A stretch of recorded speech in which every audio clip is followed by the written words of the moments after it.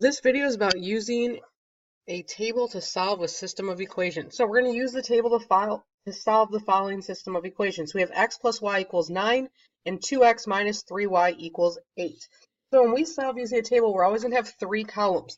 The first two columns are always going to represent our first equation, and then we're going to test those values in the second equation to get that third column. So the first column of this table is already filled out for you. We want x plus y to equal 9. So we went with all the numbers that we could use for x to add to 9. So we have 0, 1, 2, 3, 4, 5, 6, 7, 8, and 9.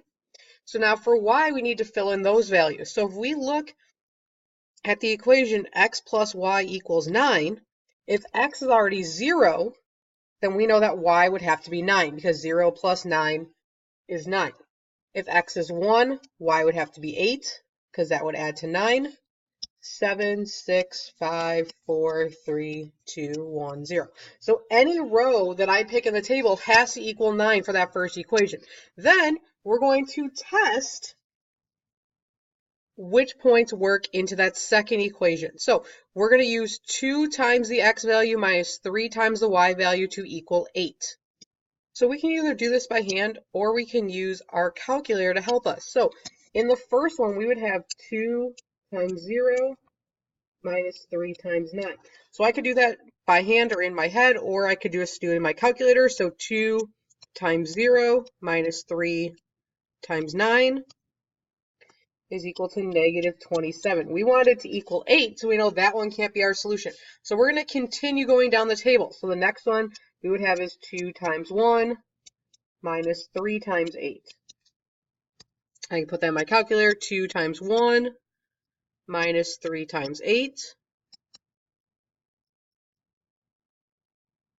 And I get negative 22. So I'm getting closer, but I'm not close enough yet. Now, when you're solving by table, you can just keep going row by row by row by row, or you can kind of skip around and use a little guess and check here. So I'm going to skip down about 2 rows just because I see negative 22. This hasn't really gotten me to a positive number yet. So I'm going to skip down a couple of rows. I'm going to try the row that has 4 or 5 for my x and y. So I would have 2 times 4 minus 3 times 5. I don't need to write the work in the box. I can just put it in my calculator and see what answer I get.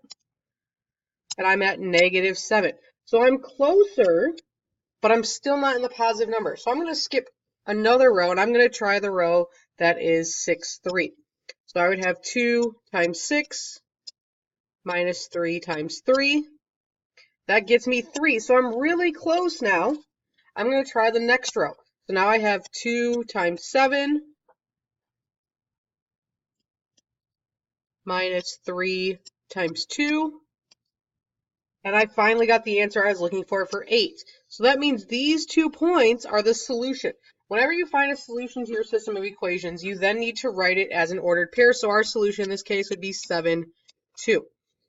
If it's just x, y, remember, write it in coordinate pairs. Remember that our x and y comes first. If it's different letters, I always write the ordered pair in alphabetical order then. So let's try using this method with word problems. So number 2, Chris and George have been hired to work a total of 11 hours that will pay $225 for their services. Chris makes $15 per hour and George makes $25 per hour. How many hours did Chris and George work? So first, let's identify our variables. So we know we have 2 people working. So we're going to say that we have C for the Chris hours. And we have G for George's hours. Now, in this problem, we saw that they work a total of 11 hours and are paid $225 in total. So we know that when their hours are added together, it has to equal 11. So we have C plus G equals 11. That's going to represent that first 2 columns in our table. The last column then, we want to figure out how it's going to equal $225.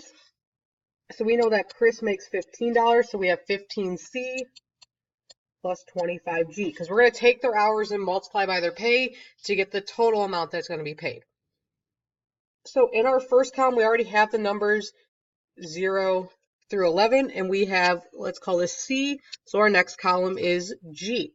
So to fill in the rest of this column, I know that if Chris is working 0 hours and they work a total of 11, George would be 11. If Chris worked one of those hours, then George would work 10. If Chris worked 2, George would equal 9, and we can keep going all the way down this list. Okay, and you know that you put the numbers in the right spot if all of them in the row add up to 11. Now we're going to find exactly how many hours each of them work. So we know that we have the equation 15C plus 25G, and it needs to equal $225. So this is where I'm going to use my calculator again to figure out what my solution is. So for the first point, I have 15 times 0 plus 25 times 11. So when I put that into the calculator, 15 times 0 plus 25 times 11, I get $275. And I know that they only made $225, so I have to keep going until I find my answer. So the next row then, we have 15 times 1 plus 25 times 10. And I get $265. So now a couple of things can happen. You can see the pattern that they're all changing by $10 and just fill in that third column. You can skip around a little bit to figure out your next one. So I'm going to skip down, let's say 3 rows. I'm going to go to 4, 7 and see where I'm at. So if I have 15 times 4 hours plus 25 times 7 hours, I get $235. So I'm really close. I'm going to try that next row. 15 times 5 plus 25 times 6, and I got 225, which is that value I was looking for. So my solution here then would be 5, 6. Remember, these are not x, y, so I go in alphabetical order. C comes first. What does 5, 6 mean? So because it's a story problem, we then want to write a sentence about what these numbers represent. So we would say, Chris is working 5 hours, and George is working 6 hours.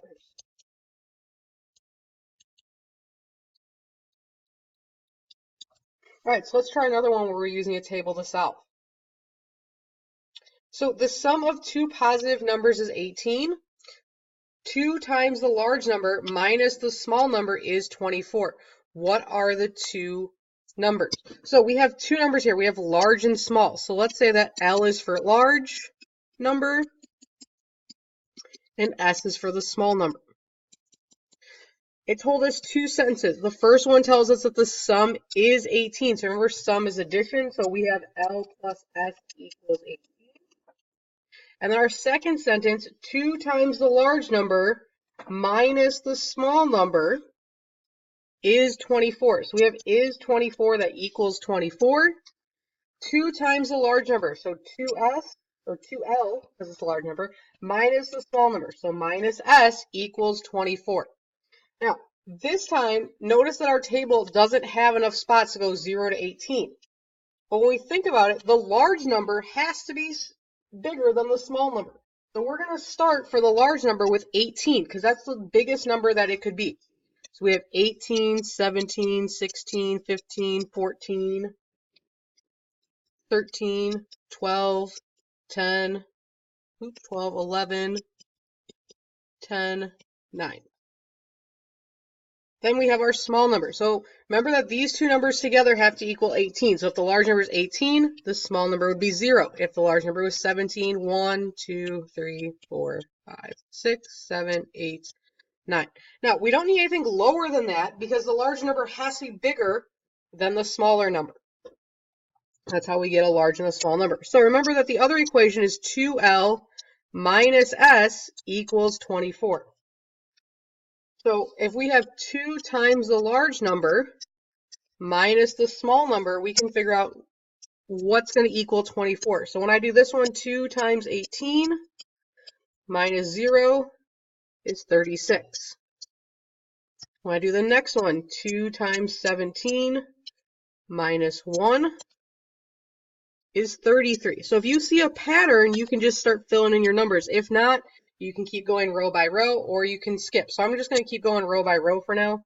So 2 times 16 minus 2 is 30.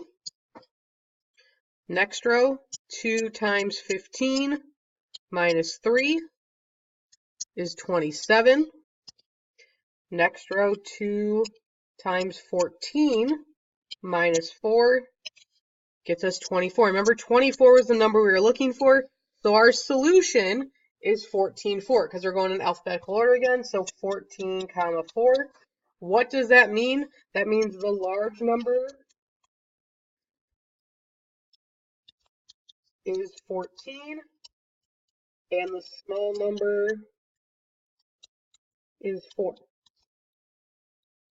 Remember, with a word problem, you always need to show your solution as an ordered pair, and you must always write a sentence.